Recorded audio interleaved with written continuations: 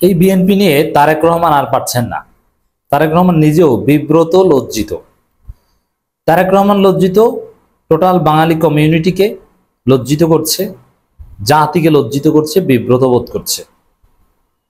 এই বিএনপি এই বিব্রতকর পরিস্থিতির মধ্যে এই জাতিকে ফেলে দিয়েছে। তারেক রহমান কেন দেশে আসছেন না, এটা মোটামুটি স্পষ্ট হচ্ছে। আসলে তারেক রহমান দেশে আসলে মান সম্মান থাকবে না। যেমন এখন বলতে পারেন যে তারেক রহমান বিদেশে বলে বিএনপিকে নিয়ন্ত্রণ করা যাচ্ছে না, বিশৃঙ্খলা, নিজেদের মধ্যে মারামারি, লাশের সেঞ্চুরি। কিন্তু দেশে চাঁদাবাজি, বহিষ্কার, কিন্তু এগুলো যদি দেখা যায় দেশে আসার পরও করে, তখন তার মান সম্মান থাকবে না। তারেক রহমানকে কেউ মানে না, তিনি নিষেধ করছেন, তার সামনে বসে এটা করছে। এখন তো বলতে পারেন যে তিনি লন্ডনে বসে ভয় পান না, দেশে আসলে তাকে মানেন না। কি একটা বিশৃঙ্খল অবস্থা করবে। এমনকি তারেক রহমানকে রিসিভ করতে এয়ারপোর্টে গেলে ওই এয়ারপোর্টে দুই গ্রুপে মারামারিতে কিনা দুই একজন নিহত হয়, কারণ যেহেতু একটা বড় শোডাউন তারা করবে। আমরা দেখেছি ইঞ্জিনিয়ার ইশরাক আন্দোলন করেছে নগর ভবনে, এখনো করছে। সেই ইশরাকের আন্দোলনের দুই গ্রুপে, মানে শ্রমিক দলের দুই গ্রুপে মারামারি করে হসপিটালাইজড। তো দর্শক, একটা বিব্রতকর, লজ্জাস্কর একটা ঘটনা ঘটেছে। অল্প কিছু লোক নিয়ে তারেক রহমান এক জায়গায় ঈদের নামাজ পড়তে গিয়েছেন, এবারে ঈদুল আজহার নামাজ। সেখানে বিএনপির নেতারা এসেছে, তারা এসে বিশৃঙ্খলা সৃষ্টি করছে। কে সামনে যাবে, কে ছবি তুলবে, কার্ডটা ভাইরাল হবে যে আমি তারেক রহমানের কত ক্লোজ, দেখছো। এবং সেখানে অন্য দেশের বা অন্য লোকজনও আছে বিএনপি ছাড়া।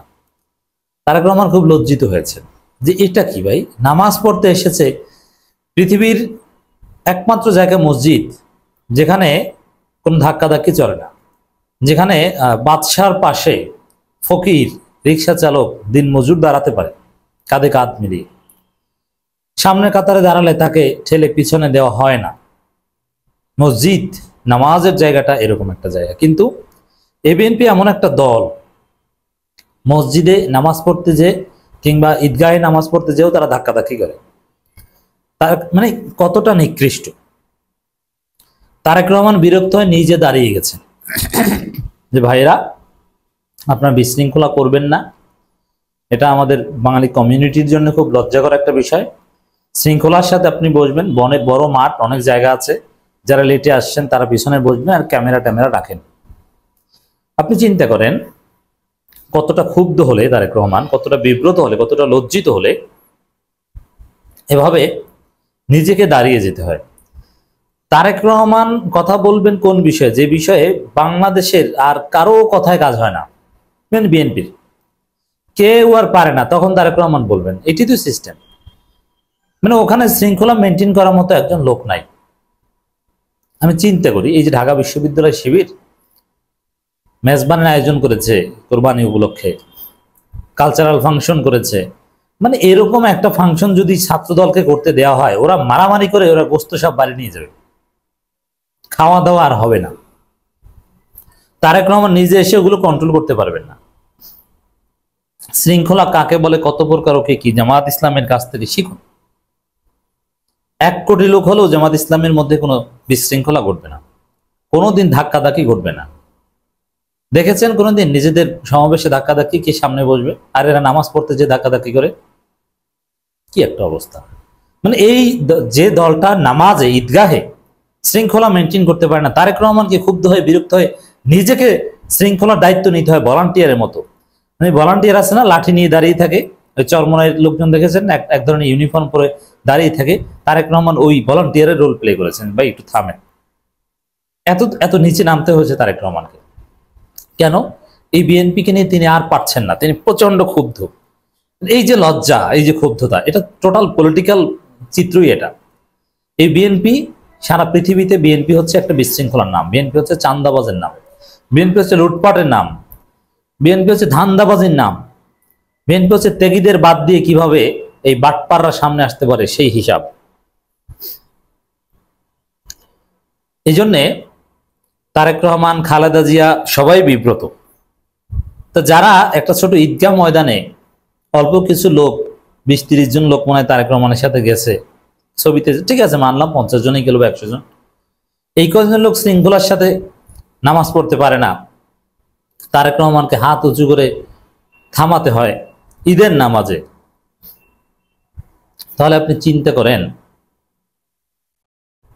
এরা যখন রাষ্ট্র ক্ষমতায় আসবে, দেশ পরিচালনা করতে আসবে, এরা কি করবে? দেশ, টোটাল দেশটাকে একটা নরকে পরিণত করবে। আপনি রাস্তাঘাটে হাঁটতে পারবেন না এদের কামড়া কামড়ির জ্বালায়। এইরকম বিশৃঙ্খল অবস্থায় তারেক রহমান দেশে আসতে সাহস পেয়েছেন যে তিনি নিজেদের দুই গ্রুপে মারামারির মধ্যে পড়েই কিনা ডলা খেয়ে মারা যান, কে জানে। আবার ভয় মনে হয় দেশে আসেন না, এটা স্পষ্ট যে এই বিশৃঙ্খলার ভয় দেশে আসেন না, শৃঙ্খলা মেনটেন করতে পারবেন না। এই বিশৃঙ্খল বিএনপির নেতা হিসেবে তার ইমেজ শেষ করতে পারবেন না, এই কারণে দেশে আসে না, এটা আমার মনে হয় স্পষ্ট।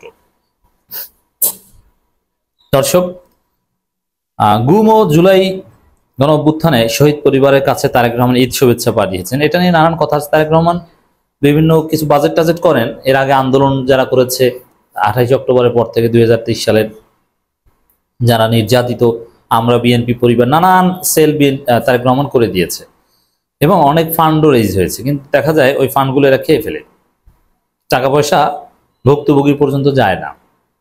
আমি নিশ্চিতভাবে বলতে পারি এবার কোরবানির জন্য বা ঈদ উপহার পাঠানোর জন্য গুম বা জুলাই শহীদ পরিবার কিংবা বিএনপির যারা নিহত হয়েছে, যদিও জুলাই শহীদ পরিবার বলতে বিএনপির বাইরে তার অন্য কারো কাছে তারা যায় না, তো ওই বিএনপির লোকজনেই বিএনপি পরিবারের কাছে যতটুকু তারা যাচ্ছে বা গিয়েছে বা যতটুকু বাজেট ছিল, 100% নিশ্চিত থাকেন প্রত্যেক 100 টাকায় কমপক্ষে 60-70 টাকা এরা মেরেছে, সর্বোচ্চ 30-40 টাকা ভুক্তভোগীরা পেয়েছে।